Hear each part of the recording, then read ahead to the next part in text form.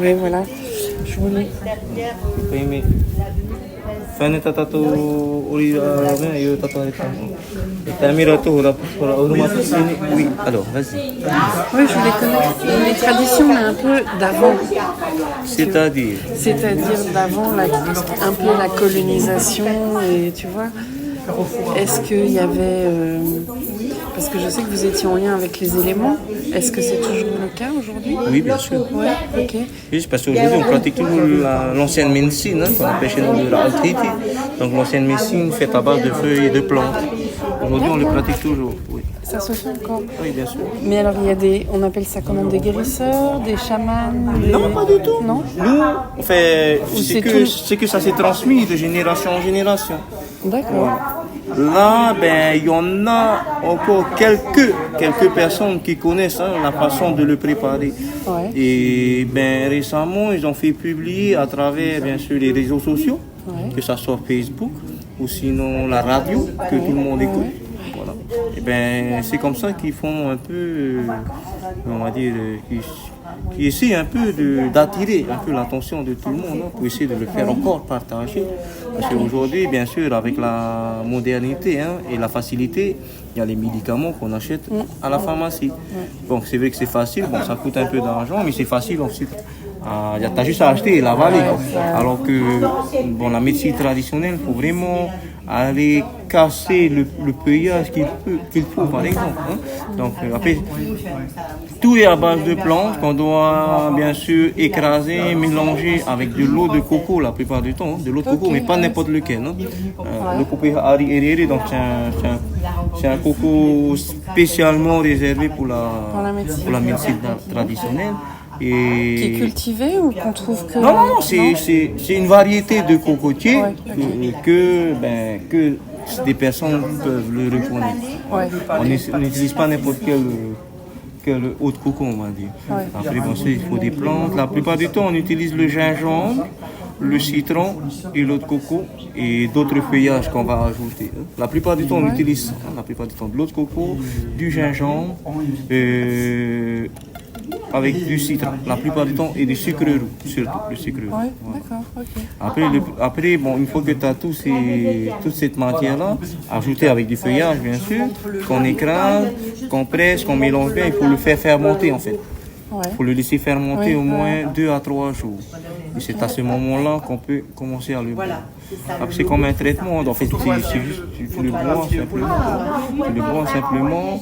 Et puis, après, comment dire, c'est une période de 3 jours.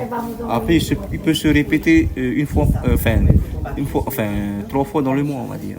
Ah oui, ok. En cure. C'est comme une purge, en fait. C'est comme une purge. Voilà. Après, tu as d'autres médecines, par exemple, pour la cicotera, par exemple. C'est quoi ça, la cicotera? C'est quand tu manges un poisson empoisonné, on va dire. Ah oui, les poissons qui mangent le corail. Oui. Ça, c'est la cicotera.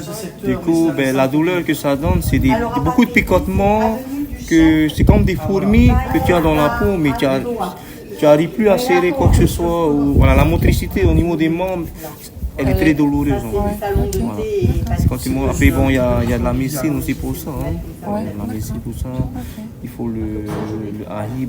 C'est d'autres plantes, bien sûr, qu'on utilise, pareil, qu'il faut qu'on le fait bouillir. Et ça se transmet de famille en famille ou Non, il y a des personnes vraiment qui ont ce don. C'est un don, on va dire. C'est un don qu'on a donné. C'est pas à tout le monde que nous, on va voir, demander s'ils peuvent faire. S'ils peuvent faire pour la famille. En gros, c'est pour la famille. Et sache que aussi chez nous, lorsque un nouveau-né arrive, souvent on fait baigner au Ra'autiti, c'est-à-dire qu'on les fait prendre un bain pour des maladies qui arrivent vraiment au bout. On ne dit pas vraiment qui arrivent. C'est pour protéger. En fait, nous, on préfère plus faire baigner l'enfant lorsque c'est un nouveau-né pour qu'il ne puisse pas attraper de maladies. Donc, le nanou, par exemple, c'est la sinusite. Et souvent, les enfants, lorsqu'ils naissent, des fois, quand ils ont froid, ils ont le nez qui coule. Et nous, on a a de la médecine traditionnelle aussi, pour prévenir, hein, ou pour éviter d'attraper étant nourrissant. Voilà. Ok. Voilà. Et chez nous, c'est très important, étant nourrissant, de faire bénir l'enfant sur différents types de maladies, hein, comme par exemple le nanou, hein, quand il y a le nez bouché, ainsi de suite, et tout ce qui va avec. Quoi, voilà. D'accord. Et chez nous aussi, le massage il est très important. massage, voilà, le massage. Hein, autant enfant, on masse souvent notre nourrisson, notre nouveau-né, on masse souvent après le bain. Hein, lorsqu'on sort du bain, on masse tous les membres, donc les bras, au niveau de la poitrine, au niveau des jambes, avec le monnaie, hein, avec l'huile essentielle. Ça, chez nous, c'est obligatoire. Tout le monde le fait, le pratique. Et est-ce qu'il y a un rituel de naissance? C'est un rituel, exactement, c'est un rituel de Et est-ce qu'il y a naissance. un rituel à la naissance aussi pour accueillir le bébé?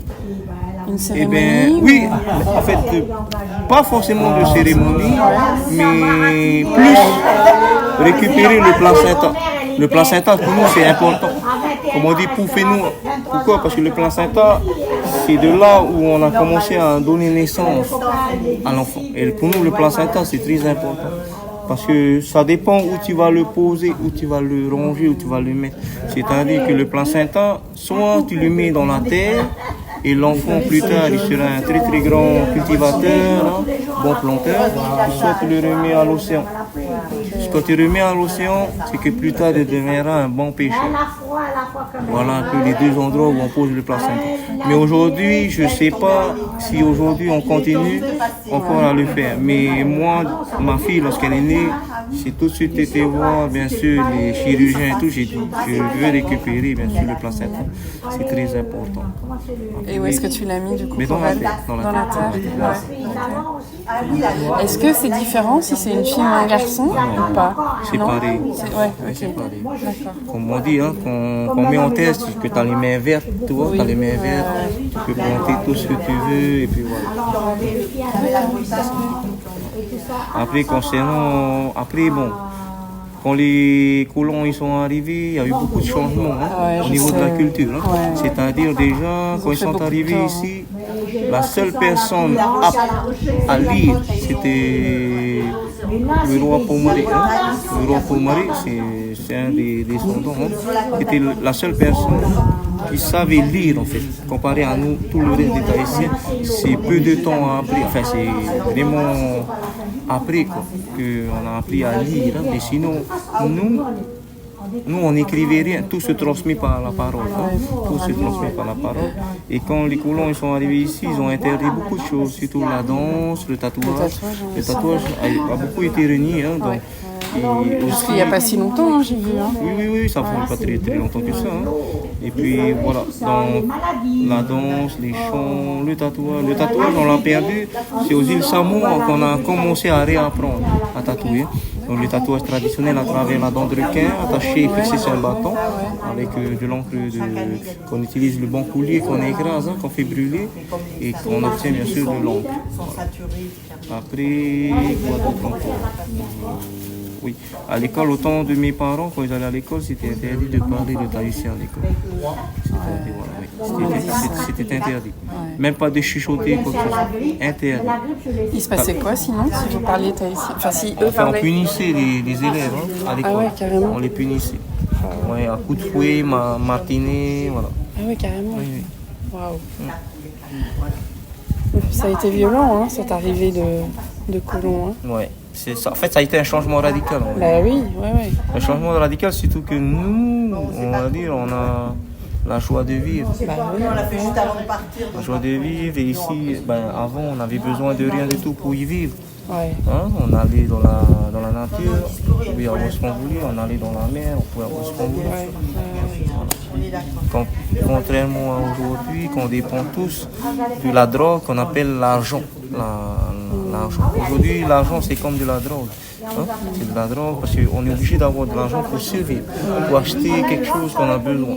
Même ici en Polynésie, aujourd'hui, l'argent, c'est devenu, bien sûr, une drogue. Ouais.